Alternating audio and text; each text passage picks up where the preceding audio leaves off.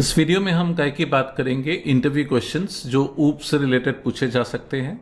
मैं वही interview questions cover कर रहा हूं जो मैंने ऊप्स बेसिक्स पार्ट में कवर किए हैं। मैं बार बार सीरीज में रिपीट कर रहा हूं कि भाई एक सीरीज आने वाली है ऊप्स आर्किटेक्चर या ऊप्स एडवांस करके, जिसमें मैं कुछ टर्म्स को बहुत डिटेल में कवर करूंगा, पर्टिकुलरली सर्टिफिकेशन रिलेटेड। लेकिन मैं चाहता हूं कि उन टर्म्स को कवर करने से पहले आप थोड़ा सा प्रैक्टिकल करो।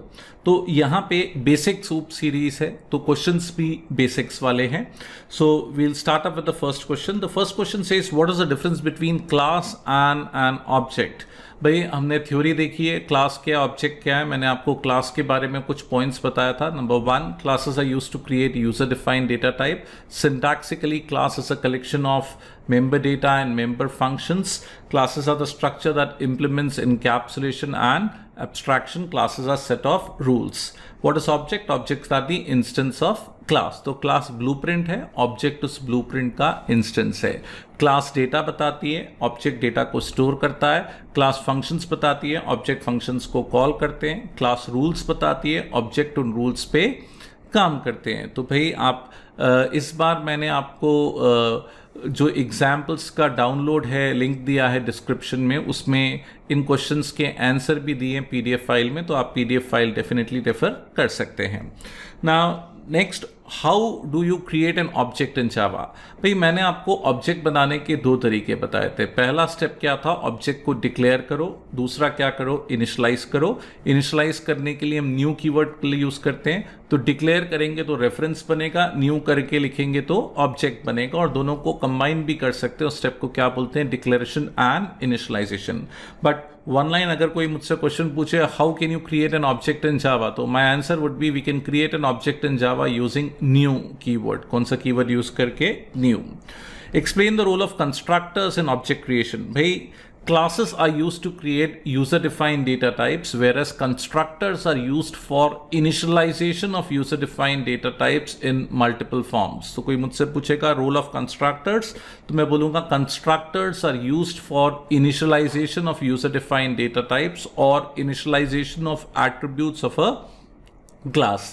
If I want to stretch, I can further say कि भाई they are called automatically, they are called only once in the lifespan of an object, that does not have any return type. इनका नाम और class का नाम same होता है। तो this is the role of constructors in object creation. Now why do we need getters and setters. भाई इसके ऊपर भी हमने एक फुल फ्लेज्ड वीडियो रखा है गेटर्स और सेटर्स का।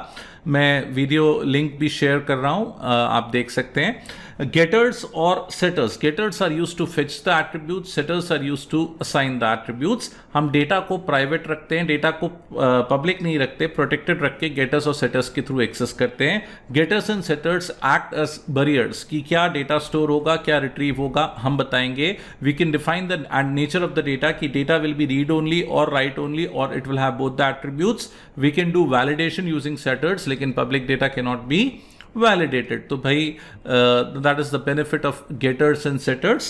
Yes, constructors can be used to initialize the data, but setters are used for re-initialization of data. So this is the role of or need of getters and setters in Java.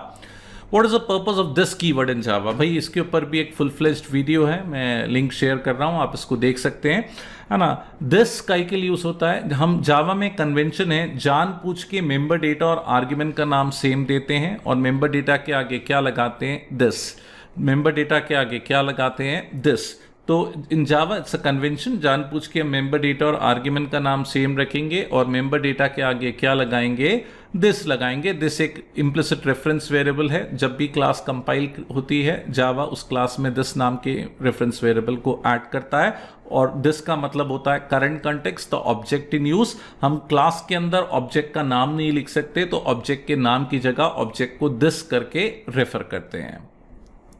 What next, what is the different types of constructors? By different type of constructors, I'll say there are 2 categories of constructors. One is default constructors and one is parameterized constructors. The constructor without any arguments are the default constructors. With arguments, they are referred as parameterized constructor. So these are the 2 types of constructors in Java. Can constructors be overloaded in Java? Definitely yes. Constructors can be overloaded. You can have default constructor, you can have parameterized constructor.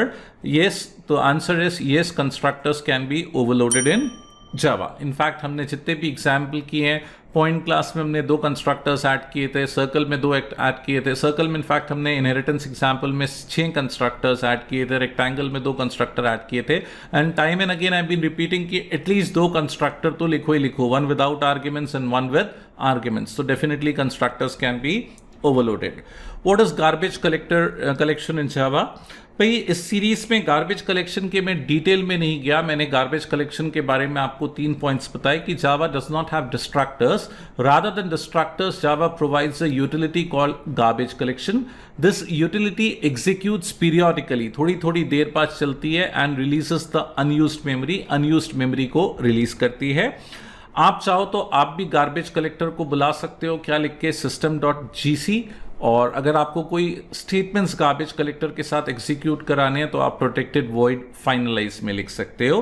But definitely will be going in more details. अभी तक हमने theoretically तो पढ़ा, लेकिन practically garbage collector को implement करके नहीं देखा। We haven't talked much about memory allocation. इसके बारे में मैं डेफिनेटली बात करूंगा कमिंग सीरीज में, ऊप्स एडवांस सीरीज में। Now, can you force garbage collection in Java? Yes, definitely. मैंने आपको एक मेथड बताया था, system.gc के थ्रू आप गार्बेज कलेक्टर को बुला सकते हो। और एक और तरीका है, रन टाइम के थ्रू भी आप runtime.gc के थ्रू भी गार्बेज कलेक्टर को बुला सकते हो। तो yes, you can force garbage collector in Java by calling system.gc और runtime.gc। What is the purpose of static variables? मैंने बताया था भाई, any variable if declared as static is shared by all the objects। अगर हम कोई भी चीज को static डिक्लेयर करते हैं, सारे objects मिलके उसे क्या करते हैं, शेयर करते हैं, इनकी वैल्यू को बदला जा सकता है। तो yes, one word to answer this question is purpose of static। In case you want to share the data among different objects, you can go for static variables। Static, what is the use of a static block? इसके ऊपर भी एक full fledged video देखा हमने, एक example देखा है। Static blocks are used to initialise static data of a class. These blocks are executed as soon as the class is loaded in memory prior to main से पहले चलते हैं, static data को इनिशियलाइज करते हैं, केवल एक बार चलते हैं। What next? What does the final keyword do when applied to a variable? भाई फाइनल कीवर्ड अप्लाई करेंगे तो वेरिएबल नहीं, कांस्टेंट हो जाएगा। It is used to declare constants in Java. It can be used for member data और local variables. तो final अगर apply करेंगे तो it's going to change the variable to a constant. Can a final method be overridden? No. हमने inheritance का example देखा था, final method को ओवरराइड नहीं कर सकते। इनफैक्ट फाइनल का एग्जाम्पल देखा था, आई वुड से अगर आप फाइनल मेथड को ओवरराइड करोगे तो it will result in compilation error. What is the significance of final class? Any class is declared as final cannot be inherited। अगर आप चाहते हो कि कोई भी आपकी क्लास को इनहेरिट ना कर पाए तो आप क्लास के आगे फाइनल लगा सकते हो। एग्जाम्पल में बोलूंगा, स्ट्रिंग क्लास फाइनल है, रैपर क्लासेस फाइनल है, ताकि कोई उसको इनहेरिट ना कर सके। What is an abstract class in Java?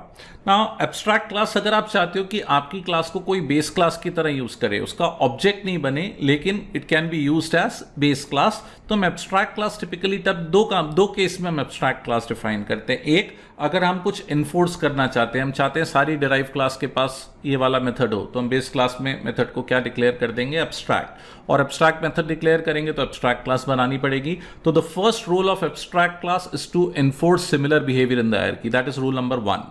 Rule number 2 of abstract class is you cannot create an object of abstract class. If you want to create an hierarchy defining some rules, है ना, आप base class बना सकते हो abstract, लेकिन abstract class का object नहीं बन सकता। Still it can have data, constructors and methods that can be used by derived classes. How does an abstract method differ from a regular method? I'll say there are 2 ways abstract method differs from a regular method. One, regular methods, they've got their own statements, own definition, own body. तो regular methods की body होती है, abstract method की body नहीं होती। ये पहला difference. दूसरा difference, abstract method needs to be compulsorily overridden. Override करना जरूरी है। regular method को override करो ना करो आपकी मर्जी है, लेकिन abstract को override करना पड़ेगा। तो these are the 2 ways how abstract method differs from a regular method. What next? Can an abstract class can have constructors? Yes, abstract class can have data, constructors and methods that are used by derived classes. Abstract class के अंदर data, constructors, methods हो सकते हैं, जो कि कौन use कर सकता है, उसकी derived class। तो ये कुछ common interview questions मैं फिर से रिपीट करूंगा, इसके आंसर्स आपको PDF फाइल में मिल जाएंगे। मैंने लिंक डिस्क्रिप्शन में दिया है एग्जाम्पल्स और असाइनमेंट्स और इंटरव्यू क्वेश्चंस के आंसर का।